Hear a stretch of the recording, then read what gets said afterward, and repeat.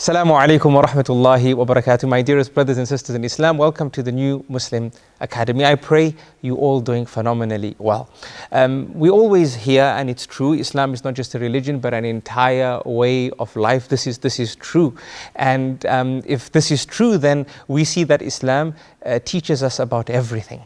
And it also teaches us how to eat. Now, one question that comes through is, are there etiquettes in terms of the do's and don'ts when eating in Islam? And the simple answer to that question is yes, there is, because there's nothing good except that the Messenger, peace and blessings be upon him, taught it to us. And there's nothing bad except that the Messenger, peace and blessings be upon him, warned us about it, taught us about it, and asked us to stay away from.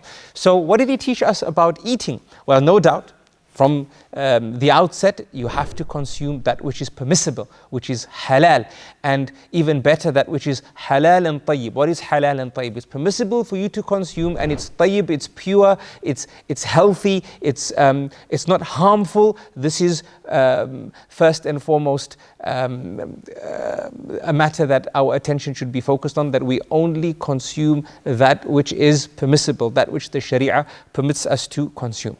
After that, the Sharia then teaches us how to go about consuming our food. And from the outset, it asks us to remember God Almighty, not forget that He is the one who sustains us. It's not our job, it's not our intelligence, it's not our special skills. Yes, those are a means, but ultimately it's all from God Almighty. You could put your intelligence to work, which God Almighty gave you, by the way, and you don't get anything from it. The deal doesn't yield any profit, right? So it's all from God Almighty. How do we acknowledge this? Well, we do so by being thankful of the meal that we have, and also by saying Bismillah before we eat. We begin eating in the name of God Almighty. Why do we do this? Well, when we do this, we seek blessings.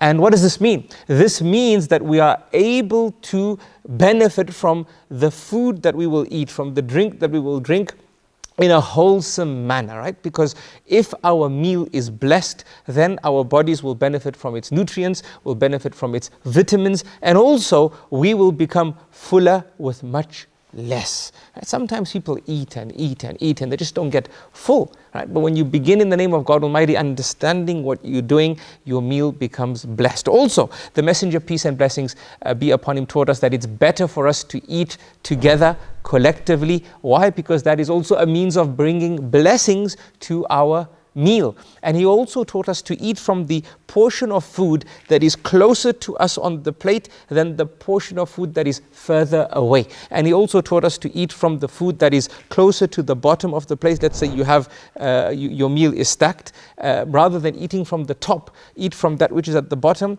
Why all this blesses the meal? Because the Prophet, peace and blessings be upon him, Prophet Muhammad sallallahu alaihi wasallam, he taught us that God Almighty sends the blessings. It descends on the top of the plate and then it seeps down to the bottom. And as it seeps down to the bottom, it increases in intensity. So if you eat from the bottom, you will be consuming the portions with the greatest blessings, and this will aid you in benefiting from your meal even better.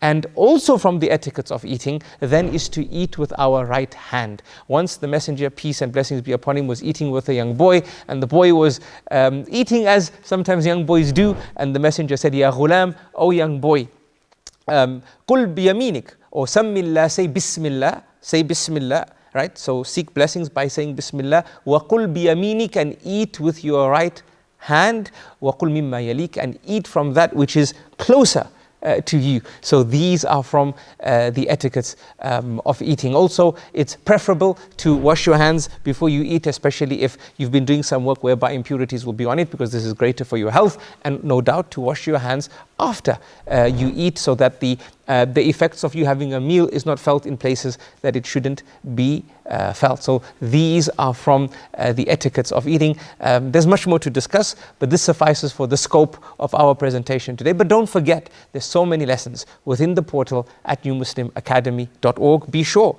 to benefit from the academy and its learning management system and all the wonderful lessons out there dealing with this topic and more. I love you all for the sake of Allah, and until next time, Assalamu alaikum wa rahmatullahi wa barakatuh.